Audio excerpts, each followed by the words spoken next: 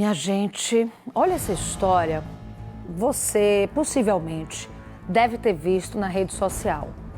Eu já vou fazer 4 anos aqui e digo a vocês, esse foi um dos vídeos que mais me marcaram nas redes sociais e funcionou, viu, gente? Chegou até a gente aqui. O vídeo é uma mulher relatando um golpe que a família está vivendo. Seria uma transação imobiliária, né? A idosa de 85 anos, que é a proprietária do terreno, fez essa negociação, mas de acordo com a neta, nada foi cumprido. Ao vivo, o repórter Lucas Moura, que está aqui com a gente, vai detalhar, né, Lucas? Porque o pedido da nossa população sempre é atendido quando a gente consegue aqui no nosso Cidade Alerta Sergipe. Boa noite, Lucas. Mariana, uma excelente noite a você. Boa noite também a todos que nos acompanham nesse momento no Cidade Alerta Sergipe. Você trouxe a informação que serviu de alguma forma de estopim para que a gente contasse essa história hoje. Um vídeo que viralizou nas redes sociais é o vídeo de uma neta desesperada, com medo de que a avó dela acabe em algum momento, que não seja agora, que não seja próximo, mas que acabe em algum momento partindo dessa vida sem ver o seu sonho realizado. Eu vou contar essa história para vocês. Esse terreno aqui, no qual nós estamos, é um terreno que até hoje, essa parte aqui da frente, pertence à dona Terezinha. Quem é a dona Terezinha? Dona Terezinha é uma senhora de 85 anos, uma senhora que, além de ter 85 anos, está também com um quadro de câncer, está tratando esse câncer, mas é um câncer de mama que já entrou em fase de metástase para os ossos. Dona Terezinha, ela, ao longo da vida toda, ela teve um sonho. Esse terreno aqui era um terreno que era todo dela, lá até a parte do fundo. O que é que ela pensou? Quero construir uma casinha para terminar os meus dias, junto com a minha família, com meus filhos, numa casinha no terreno que é meu. Pois bem, ela fez uma negociação com a construtora. Que negociação foi essa? Ela vendeu a parte do fundo do terreno, a parte de trás. Essa parte já foi transferida, o terreno já foi desmembrado e lá atrás foram abertos 4 lotes. Quem comprou esses 4 lotes? Uma construtora. Ela ficou com esses 4 lotes. E o que é que seria o pagamento pelos 4 lotes? A construção de 2 casas nessa parte da frente do terreno, que continua sendo da dona Terezinha. A construtora fez essas 2 casas e as entregou? A resposta para a pergunta é não. Uma das casas é esta aqui, a primeira casa.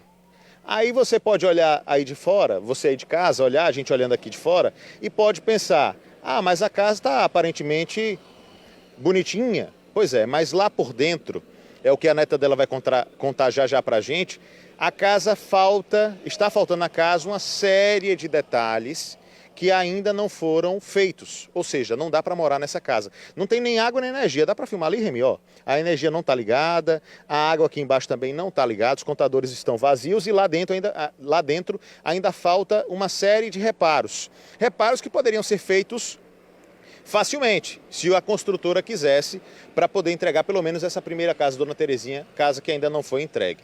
Mas além dessa, que não foi entregue e que não está finalizada, ainda tem que ser construída uma segunda. Isso eu estou falando de um contrato firmado em 2022 e a situação é essa. Uma casa inacabada e outra que nem está na base ainda, nem o alicerce foi feito. Eu vou chamar aqui a Tamires para poder conversar com a gente a partir de agora. A Tamires, que é a neta da dona Terezinha, foi ela que surgiu nas redes sociais nesses últimos dias com esse relato, um relato muito emocionante, contando a história da sua avó. Tamires, esse é um contrato firmado entre a sua avó e a construtora em 2022, ou seja, aproximadamente 3 anos atrás. E nesse período, nenhuma das casas foi finalizada ainda. Isso mesmo, como você falou, né? O contrato ele foi assinado em 17 de agosto de 2022 e supostamente para ser entregue 6 meses após a entrega da primeira casa, na verdade é a venda da primeira casa lá debaixo dos lotes. A primeira casa foi vendida e desde então não foi entregue nada para a gente. Construíram a primeira, entregaram a primeira, a segunda, Tem mais 2 lotes que ele ainda não entregou. E minha avó que fica à mercê, porque, tipo, o acordo foi, primeiro, ele socorrer a minha avó, que é o pagamento do terreno. No caso, se ele comprou, tipo, ele está utilizando, ele deveria ter entregue. E nem a primeira casa ele ainda entregou. Então, tipo, foi um sonho que foi pago, mas que a gente ainda não recebeu. E o mais interessante é o seguinte, isso não é de boca, né? Isso não está acertado de boca. Isso está em um contrato assinado, ele tem uma responsabilidade firmada em cartório e está descumprindo. Então, ele está descumprindo a todo momento, porque a gente fala até do que tem aqui no contrato, que ele diz que a partir do momento que ele atrasa a entrega, eles nos passaria, no caso, a empresa nos passaria 1% do valor. E isso também não tá acontecendo. 1% ao mês? Isso, e minha avó não está pagando aluguel e não está recebendo esse valor. Ou seja, veja, a casa deveria ser entregue em até 6 meses após a venda do primeiro lote lá do fundo, que foi o que ele ficou.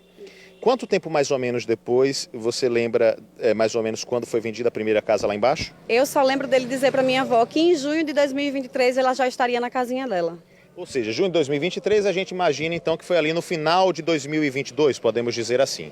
Então, se seria junho de 2023, o prazo estabelecido em contrato, nós estamos em 2025, daqui a pouco é junho, então nós temos aí pelo menos quase 2 anos de atraso. E nesse período sua avó está pagando aluguel? Está pagando aluguel. Está saindo do bolso dela? Saindo do bolso dela e ela é assalariada. Ele está arcando com alguma coisa? Não, infelizmente não. Além disso, o contrato prevê que nesse período de atraso ele deveria pagar 1% ao mês do valor dos imóveis. Está sendo pago? Não está. Não está. E isso tudo está afetando a minha saúde mental. Como eu havia relatado, eu não estou conseguindo mais dormir, eu fico preocupada em minha avó partir e não poder realizar o sonho dela. Então, tipo, não é fácil. Você está diante da situação dessa e você procurar por diversas vezes e ele pedir que a gente que procure uma mão de obra, que ele vai mandando dinheiro para que as pessoas trabalhem, ele vai mandando dinheiro, mas o construtor não é ele. A gente vai falar um pouquinho mais sobre isso, mas só para poder deixar claro, vocês então entram em contato com o construtor, tipo assim, ele não é uma pessoa que vocês não conseguem falar. Ele sabe que está atrasado, ele sabe da situação, sabe de tudo, só que ele fica arrumando só desculpa. Sim, sempre a mesma coisa, que ele não consegue mão de obra. Mas a princípio foi dito pra gente que ele tinha uma equipe. Eu tenho os meus trabalhadores, eu vou colocar a minha equipe e aí não se preocupe não, que assim que a primeira casa for vendida, já entrego a casa de vocês. A empresa dele fechou, Tamires? Não sei dizer. Não sabe dizer. Não né? sei dizer. Mas provavelmente a empresa dele deve estar funcionando, a empresa dele deve estar em obras em outros lugares. E eu devo imaginar, eu acho que é uma conclusão um pouco óbvia, que nesses outros lugares onde estão sendo tocadas obras, lá tem pedreiro. Por que aqui não tem? É uma pergunta que até eu mesma faço, entendeu? Se como é que em todos os lugares que você passa por aí você consegue encontrar mão de obra, porque só aqui que ele não consegue colocar pessoas para trabalhar. Ele quer transferir para vocês a responsabilidade de arrumar pedreiro, quando ele se comprometeu a entregar a casa pronta. Isso mesmo, isso está no contrato, que a responsabilidade é inteiramente dele, para a entrega das casas. E não cabe a gente estar procurando pedreiro ou mão de obra para poder finalizar. Essa casa aqui, Tamires, essa primeira casa, né?